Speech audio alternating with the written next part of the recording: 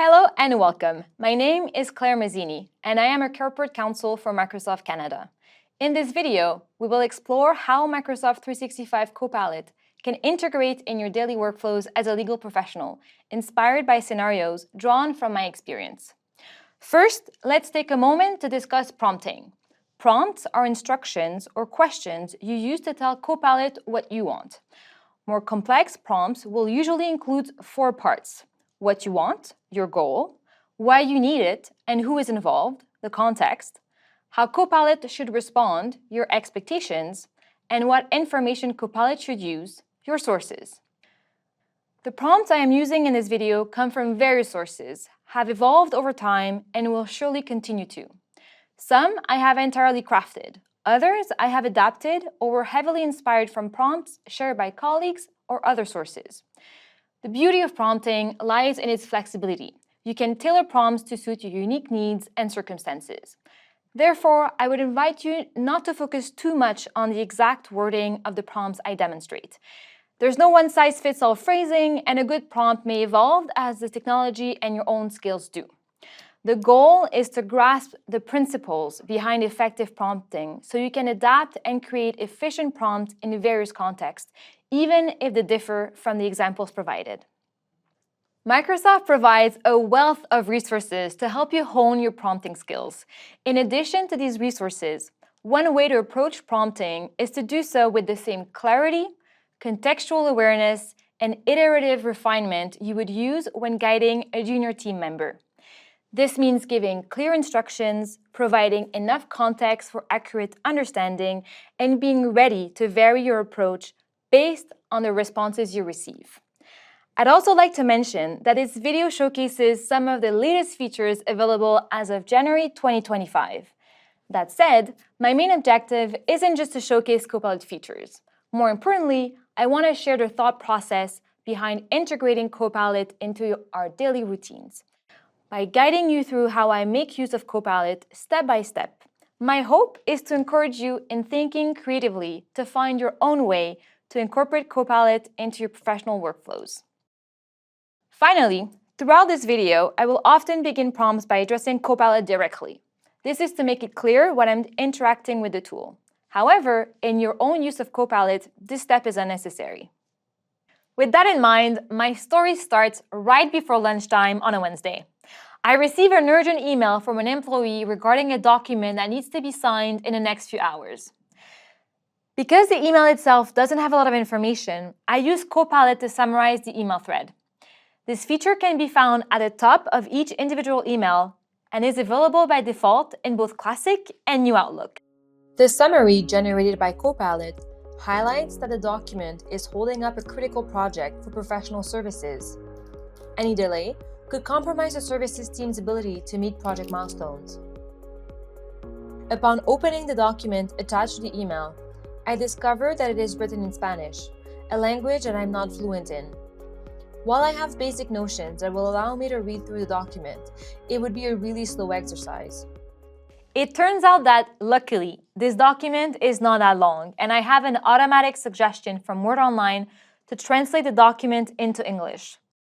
In a situation where the document was much longer and I needed to grasp its content quickly, such as here where the request is time-sensitive, I can turn to Copilot for help. Quick note here. I want to take a moment to emphasize that it is important to be thoughtful when using Copilot to translate. While from experience, the results of translations have been impressive, and Copilot has now become for me an integral part of working in 2 languages, it is prudent to have a foundational understanding of the languages to validate the accuracy of any Copilot translation. I have a few options to gain clarity on the content of the document. Copilot has a default prompt to summarize this doc, accessible in the interface on the right-hand side.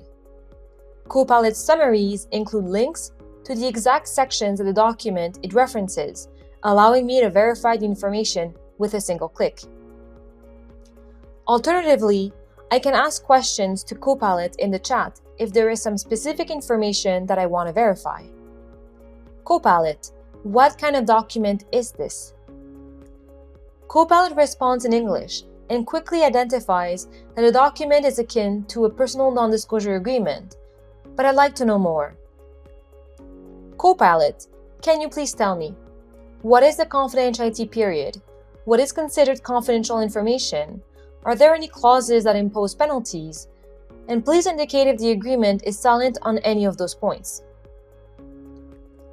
To ensure the accuracy of Copilot's response, I validated its content by using the links it included, which again point to the exact sections it references within a document.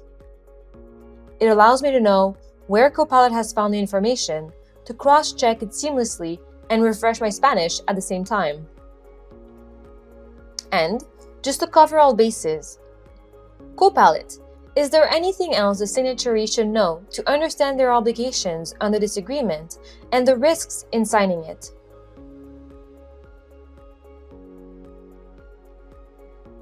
I anticipate that the information Copilot helped me find will be useful in my response to the employee. Copilot, I may need to share information about this document. Please summarize the information in this chat in simple language. The tone should be informational. Having a summary of the information learned from my chat with Copilot will be immensely useful to save time as I move on to next steps. Next, I can stay in my Word document and create a new chat to ask Copilot to search whether we have an existing service agreement with the customer. Here, Copilot can use the Microsoft Graph to access data stored across Microsoft 365 services, including documents, emails, calendars, chats, meetings, and contacts that I have permission to access. If web content is enabled, Copilot's response will use both my business data and real-time web search results. Also, you'll notice that I created a new chat for this interaction. How do you choose whether to stay in the same Copilot chat or start a new one? Staying helps retain context and ensures continuity, so I don't need to repeat information. A new Copilot chat can be useful if the topic changes significantly, or if I prefer a fresh start where I can change the background information I provide. Now, going back to my conversation.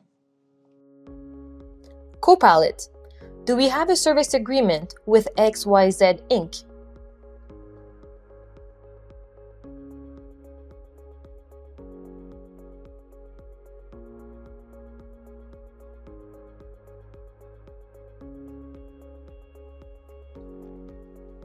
Thank you. Now, does a service agreement include a confidentiality clause or confidentiality obligations? Looking at the sources Copilot provided to support its response, it seems that it's based information on the current document rather than the service agreement. This is a great example of situations where Copilot goes above in its search or hasn't targeted what I had asked and provides a response that may not be exactly what I had in mind. But it's an easy fix, as I can simply ask Copilot to try again. Focus on the service agreement only. Does it include a confidentiality clause or confidentiality obligations?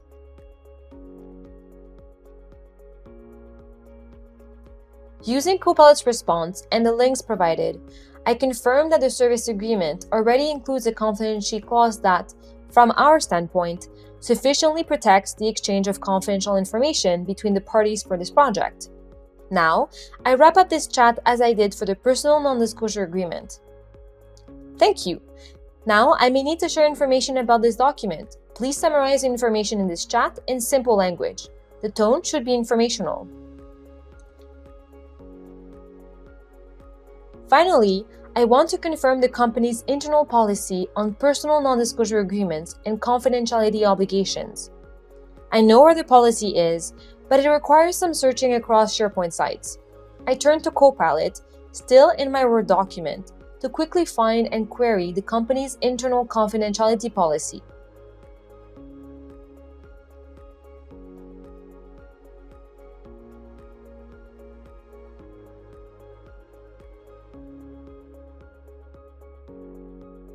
I now have a clear understanding of the various pieces of information needed to provide the employee with a complete response. To draft my email, I will use Copilot Business Chat for Work because I may want to reference documents from my files in the prompt. This is a more complex prompt, as I want the employee to fully grasp the reasons behind my position so they can confidently pass this information on to the customer. If you recall, the building blocks for my email are in my Copilot chats. As you can see, another valuable feature of Copilot is its ability to maintain a history of all of your chats within the Word document. This functionality allows you to document your prompts and their output. It also allows you to revisit and continue previous conversations. Where possible, renaming your chats can make it easier to quickly and efficiently find specific chats. I've retrieved the information found and validated earlier with Copilot in Word to build a lengthier prompt to draft the email. The prompt is built in 4 parts. A first part for the general instruction about the email itself, then in 3 parts for the information I want to highlight from each step of the verification I made. My general instruction requests that Copilot draft an email directed to the employee explaining the risks associated with signing a personal non-disclosure agreement. It emphasizes the need for the email to be written from the perspective of a legal advisor with a tone that is straightforward and firm, yet with language accessible for a non-legal professional.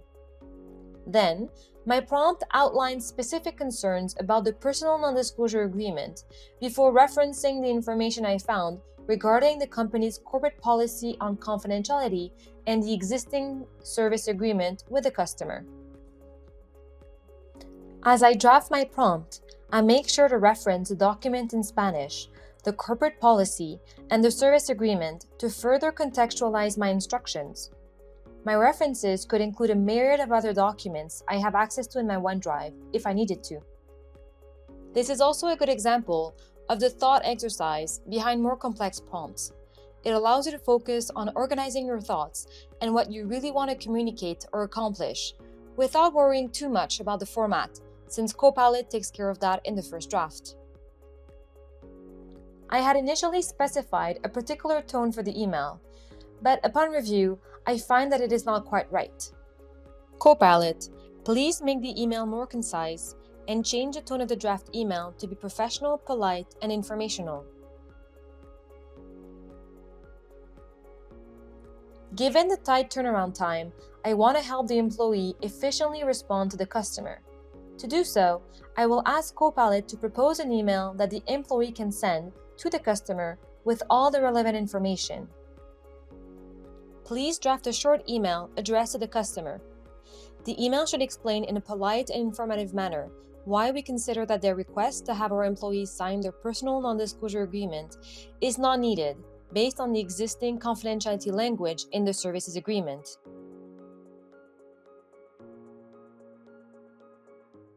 I put the finishing touches on my email and sent it over to the employee in record time. This situation makes me realize that employees may not be as familiar with the corporate policy on confidential information as I had expected.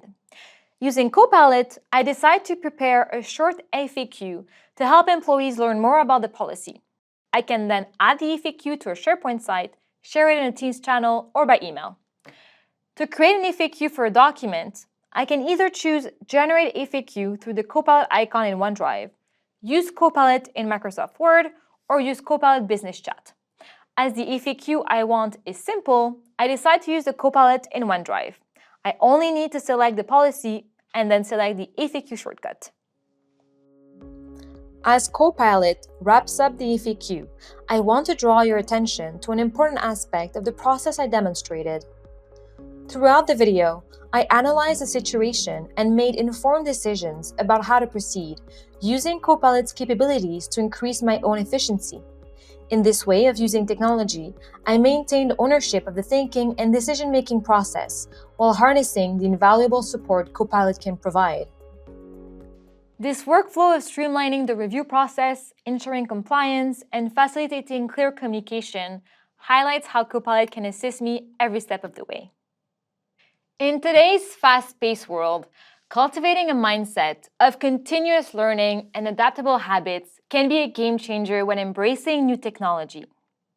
You might find it helpful to attend diverse training sessions, even those that target professionals and skills outside your field. Different perspectives can offer new ways to use tools like Copilot effectively, and cross-disciplinary insights often lead to innovative applications. Engaging in these sessions could broaden your understanding and equip you with versatile skills that you can implement in your daily work. Microsoft makes available a wealth of resources to learn about Copilot and generative AI, giving you the support needed to master these tools. In addition to training, you might want to foster a sense of curiosity to explore the full spectrum of the tool's capabilities by embracing a hands-on approach. It can be an incredibly informative experience to explore every button and feature, to test their functions and develop a comprehensive understanding of what Copilot can achieve. Over time, this knowledge should allow you to navigate Copilot more intuitively. While it might be useful initially to set aside dedicated time to learn and explore a new tool, it can be impactful in the long run to also explore the tool incrementally. So, when faced with a new task, you could invest a few minutes to test Copilot first. Provide 1 or 2 prompts to gauge its response. This exploratory phase can be brief, just enough to determine if Copilot can offer meaningful assistance. If the response meets your needs, you'll have saved time and refined your prompting skills. If the response isn't quite what you wanted, you can spend a few minutes adjusting your initial prompts.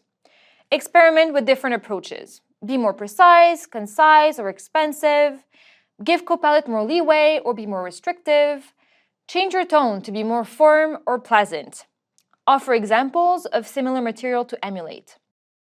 This approach can lead to more tailored responses from Copilot, making your interactions with Copilot both productive and enjoyable. The goal is to identify where Copilot can have the most significant impact and utilize it effectively in those areas. It might also be worthwhile to periodically revisit previously unsuccessful use cases, as Copilot features are frequently updated. What didn't work before might now be possible.